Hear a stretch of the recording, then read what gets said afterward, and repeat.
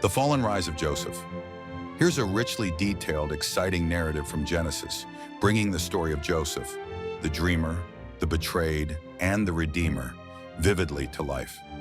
This version uses extended storytelling, scripture references, and emotional depth to immerse you in one of the Old Testament's most powerful sagas. Title: From Pit to Palace, The Rise of Joseph. Text: Genesis 37-50. A dreamer is born. Genesis 37, 1-11. In the dusty hills of Canaan, a boy named Joseph was born to Jacob in his old age, Rachel's beloved son. From the start, Joseph was set apart.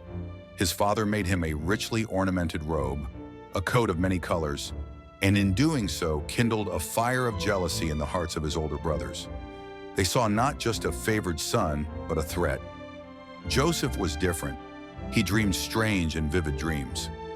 One morning, he shared one. "We were binding sheaves in the field, and behold, my sheaf arose and stood upright, and your sheaves gathered around it and bowed down to my sheaf." Genesis 37:7. Another time, he told them, "Behold, the sun and the moon and 11 stars were bowing down to me." Genesis 37:9. Even Jacob rebuked him, yet pondered the meaning. Could God be speaking through this boy? But his brothers heard only arrogance, and envy grew into hatred. Betrayed by blood. Genesis 37:12-36. One day, Joseph's brothers were pasturing their father's flocks near Shechem. Jacob sent Joseph to check on them. As he approached, they saw his colorful coat gleaming in the sun and muttered, "Here comes that dreamer. Come now, let's kill him. Then we'll see what becomes of his dreams." Genesis 37:19-20. Reuben, the eldest, intervened. "Shed no blood. Throw him into this pit here in the wilderness." He planned to rescue him later, so they stripped Joseph of his coat and hurled him into a dry cistern. But before Reuben could act, Judah spotted a caravan of Ishmaelites heading to Egypt. "What profit is it if we kill our brother and conceal his blood?" he said. "Come, let us sell him." Genesis 37:26-27. The brothers sold Joseph for 20 shekels of silver. That night they brought back the torn, bloodied coat to Jacob. He tore his robes and wept, crying, "It is my son's robe. A fierce animal has devoured him." Genesis 37:33.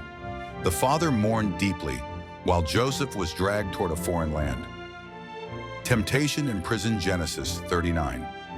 In Egypt, Joseph was sold to Potiphar, captain of Pharaoh's guard. But the Lord was with Joseph, and he became a successful man. Genesis 39:2. His integrity and diligence earned him favor, and Potiphar placed everything under his care. But trouble stirred again. Potiphar's wife cast longing eyes on Joseph. "Lie with me," she demanded. Day after day she pursued him, but Joseph refused. "How then can I do this great wickedness and sin against God?" Genesis 39:9. One day when no one was around, she grabbed him, but Joseph fled, leaving his cloak behind. Enraged, she lied, "The Hebrew servant tried to violate me." Potiphar, burning with anger, threw Joseph into prison. But even there, the Lord was with him and showed him steadfast love. Genesis 39:21. In the darkness of the dungeon, Joseph once again rose, finding favor with the jailer. The dreams resurrected. Genesis 40-41. Two of Pharaoh's officials, the cupbearer and the baker, landed in prison, each with troubling dreams. Joseph, now known for wisdom, interpreted them. The cupbearer would be restored, the baker executed. Joseph pleaded, "Remember me when it is well with you. Mention me to Pharaoh." Genesis 40:14. But the cupbearer forgot. 2 long years passed. Then Pharaoh himself dreamed of 7 fat cows devoured by 7 gaunt ones, and 7 full ears of grain swallowed by withered ones. None could explain it. The cupbearer remembered. Joseph was summoned. Calm and resolute, Joseph said, "It is not in me. God will give Pharaoh a favorable answer." Genesis 41:16. He interpreted the dream, 7 years of plenty, followed by 7 years of famine. He advised Pharaoh to appoint a wise man to store grain. Pharaoh saw the Spirit of God in him. You shall be over my house. Only as regards the throne will I be greater than you. Genesis 41:40.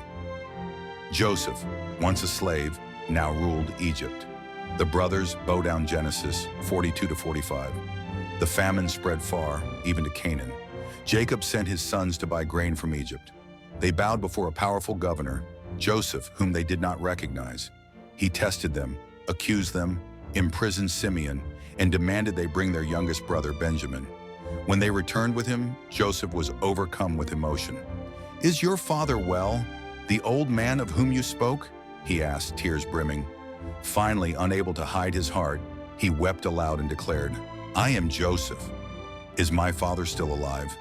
Genesis 45:3. The brothers were stunned, but Joseph forgave them. "You meant evil against me, but God meant it for good." Genesis 50:20. From pain to purpose. Joseph's journey from betrayal to power, from prison to palace, was no accident. God was at work through every injustice, preparing him to save nations and preserve the promise made to Abraham.